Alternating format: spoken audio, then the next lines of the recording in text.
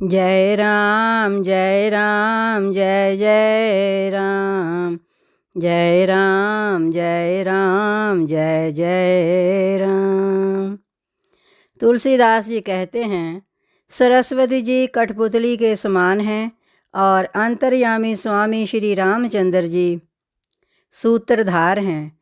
अपना भक्त जानकर जिस कवि पर वे कृपा करते हैं, उसके हृदय रूपी आंगन में सरस्वती को वे नचाया करते हैं। उन्हीं कृपालु श्री रघुनाथ जी को मैं प्रणाम करता हूँ और उन्हीं के निर्मल गुणों की कथा कहता हूँ। कैलाश पर्वतों में श्रेष्ठ और बहुत ही रमणीय है, जहाँ शिव पार्वती जी सदा निवास करते हैं। सिद्ध, तपस्वी, योगीगण, देवता, किन्नर और मुनियों के समूह उस पर्वत पर रहते हैं। वे सब बड़े पुण्य आत्मा और आनंद कंद श्री महादेव जी की सेवा करते हैं। जो भगवान विष्णु और महादेव जी से विमुख हैं और जिनकी धर्म में प्रीति नहीं है, वे लोग स्वप्न में वहाँ नहीं जा सकते। उस पर्वत पर एक विशाल बरगद का पेड़ है, जो नित्य नवीन और सब काल में सुंदर रहता है। वहाँ तीनों प्रकार की शीतल, मंद और सुगंध वायु बहती रहती है और उसकी छाया बड़ी ठंडी रहती है। वह शिव जी के विश्राम करने का वृक्ष है, जिसे वेदों ने गाया है। एक बार प्रभु श्री शिव जी उस वृक्ष के नीचे गए और उसे देखकर उनके हृदय में बहुत आनंद हुआ। अपने हाथ से बागंबर बिछाकर कृपालु शिव जी स्वभाव से ही वहाँ बैठ गए। कुंद के पुष्प और चंद्रमा और शंख के समान उनका गौर शरीर था। बड़ी लंबी भुजाएं थीं और वे मुनियों जैसे वल्कल वस्त्र धारण किए हुए थे। उनके चरण नए लाल कमल के समान थे। नखों की ज्योति भक्तों के हृदय का अंधकार करने वाली थी। सांप और भस्म ही उनके आभूषण थे और उन त्रिपुरासुर के शत्रु शिवजी का मुख शरद पूर्णिमा के चंद्रमा की शोभा को भी हरने वाला था। उनके सिर पर जटाओं का मुकुट और गंगा जी शोभायमान थी। कमल के समान बड़ी बड़ी आंखें थीं। उनका नील कंठ था और वे सुंदरता के भंडार थे। उनके मस्तक पर द्वितीय का चंद्रमा शोभित था।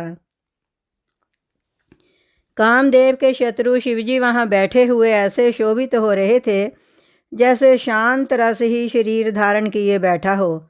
अच्छा मौका जानकर शिव पत्नी माता पार्वती जी उनके पास गईं। अपनी प्यारी पत्नी जानकर शिवजी ने उनका बड़ा आदर सत्कार किया और अपनी बाईं ओर बैठने के लिए आसन दिया। पार्वती जी प्रसन्न होकर शिवजी के पास बैठ गईं। उन्हें पिछले जन्म की कथा स्मरण हो आई। स्वामी के हृदय में अपने ऊपर पहले की अपेक्षा अधिक प्रेम समझकर पार्वती जी हंसकर प्रिय वचन बोलीं। याज्ञवल्क्य जी कहते हैं कि जो कथा सब लोगों का हित करने वाली है, उसे ही पार्वती जी पूछना चाहती हैं। पार्वती जी ने कहा, हे संसार के स्वामी, हे मेरे नाथ, हे त्रिपुरासुर का वध करने वाले, आपकी महिमा तीनों लोकों में विख्यात है। चर, अचर, नाग, मनुष्य और देवता सभी आपके चरण कमलों की सेवा करते हैं। हे प्रभु, आप समर्थ, सर्वज्ञ और कल्याण स्वरूप हैं। सब कलाओं और गुणों के निधान हैं और योग, ज्ञान तथा वैराग्य के भंडार हैं। आपका नाम शरणागतों के लिए कल्प वृक्ष है। हे सुख की राशि, यदि आप मुझ पर प्रसन्न हैं और सचमुच मुझे अपनी दासी या अपनी सच्ची दासी जानते हैं, तो हे प्रभु, आप श्री रघुनाथ जी की नाना प्रकार की कथा कहकर मेरा अज्ञान दूर कीजिए। जिसका घर कल्प वृक्ष के नीचे हो, वह भला दरिद्रता से उत्पन्न दुख को क्यों सहेगा। हे शशिभूषण, हे नाथ, हृदय में ऐसा विचार कर मेरी बुद्धि के भारी भ्रम को दूर कीजिए। हे प्रभु, जो परमार्थ तत्व ब्रह्म के ज्ञाता और वक्ता मुनि हैं, वे श्री रामचंद्र जी को अनादि ब्रह्म कहते हैं और शेष, सरस्वती, वेद और पुराण सभी श्री रघुनाथ जी का गुण गाते हैं। और हे कामदेव शत्रु, आप भी दिन रात आदरपूर्वक राम राम जपा करते हैं। ये राम वे ही अयोध्या के राजा के पुत्र हैं या अजन्मा निर्गुण अगोचर कोई और राम है? यदि वे राजपुत्र हैं तो ब्रह्म कैसे? और यदि ब्रह्म हैं तो स्त्री के विरह में उनकी मति बावली कैसे हो गई? इधर उनके ऐसे चरित्र देखकर और उधर उनकी महिमा सुनकर मेरी बुद्धि अत्यंत चकरा रही है। यदि इच्छा रहित व्यापक समर्थ ब्रह्म कोई और है तो हे नाथ, मुझे उसे समझा कर कहिए। मुझे नादान समझकर मन में क्रोध न लाइए। जिस तरह मेरा मोह दूर हो वे ही कीजिए। मैंने पिछले जन्म में वन में श्री रामचंद्र जी की प्रभुता देखी थी, परंतु अत्यंत भयभीत होने के कारण मैंने वह बात आपको सुनाई नहीं। तो भी मेरे मलिन मन को बोध ना हुआ। उसका फल भी मैंने अच्छी तरह पा लिया। अब भी मेरे मन में कुछ संदेह है। आप कृपा कीजिए। मैं हाथ जोड़कर विनती करती हूँ। हे प्रभु, आपने उस समय मुझे बहुत तरह से समझाया था, फिर भी मेरा संदेह नहीं गया। हे नाथ, ये सोचकर मुझ पर क्रोध ना कीजिए। मुझे अब पहले जैसा मोह नहीं है। अब तो मेरे मन में राम कथा सुनने की रुचि है।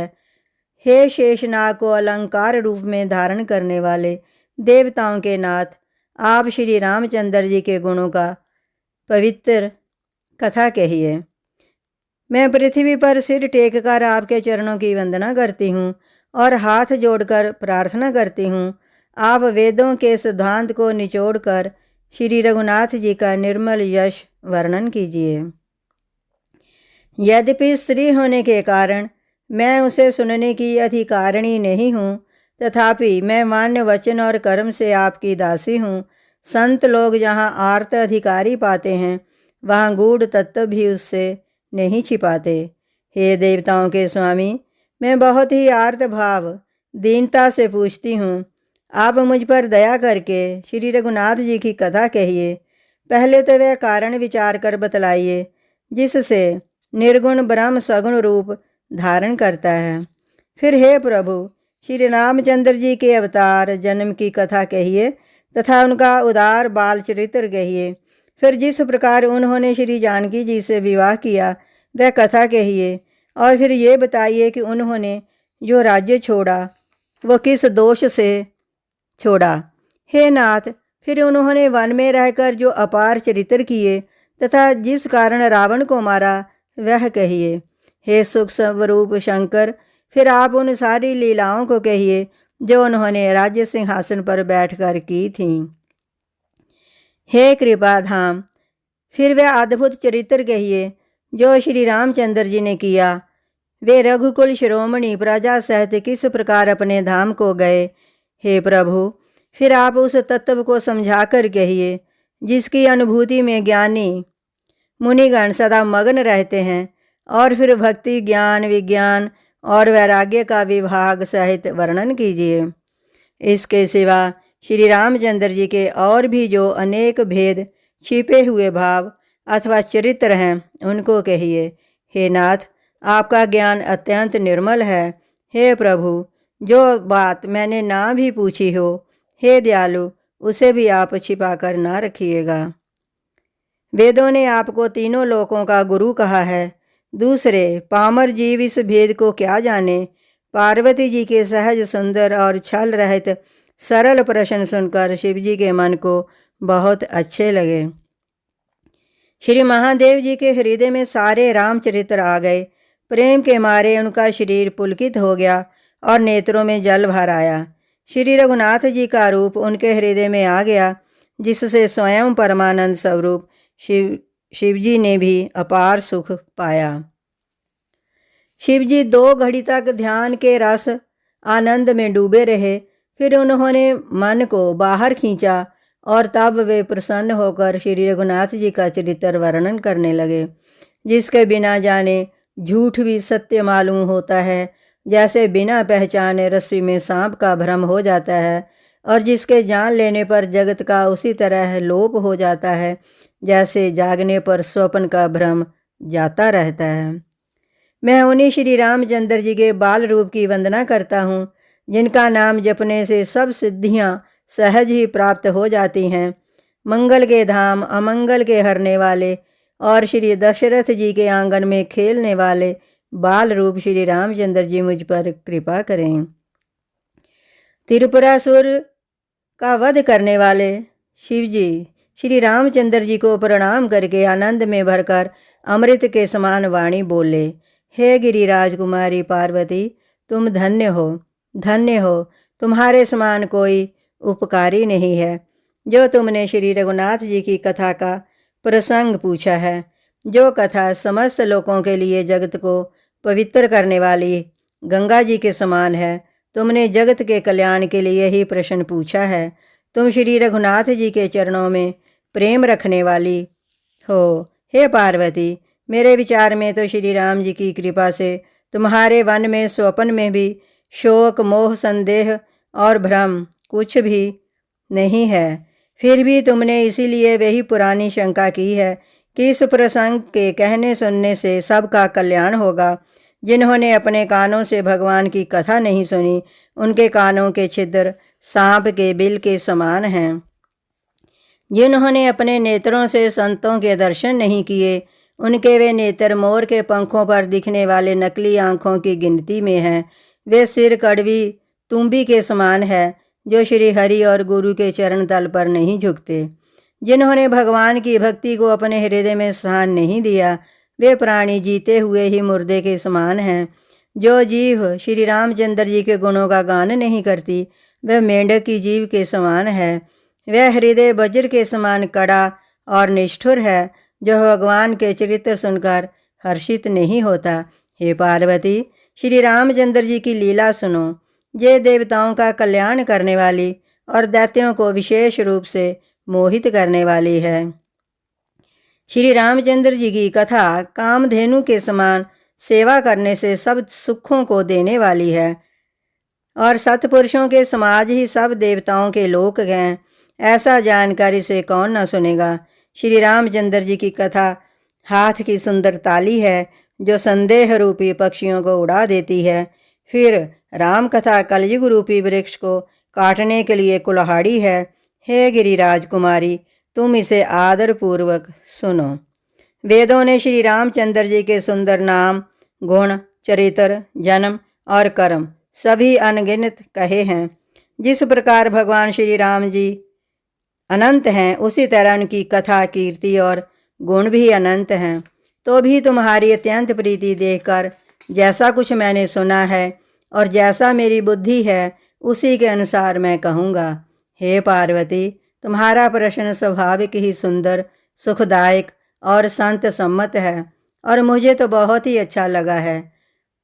परंतु हे पार्वती, एक बात मुझे अच्छी नहीं लगी, यद्यपि वह तुमने मोह के वश होकर कही है। तुमने जो ये कहा कि वे राम कोई और हैं, जिन्हें वेद गाते हैं मुनिजन, जिनका ध्यान धरते हैं, जो मोह रूपी पिशाच के द्वारा ग्रस्त हैं, पाखंडी हैं, भगवान के चरणों से विमुख हैं, और जो झूठ सच कुछ भी नहीं जानते, ऐसे अधम मनुष्य ही इस तरह कहते सुनते हैं।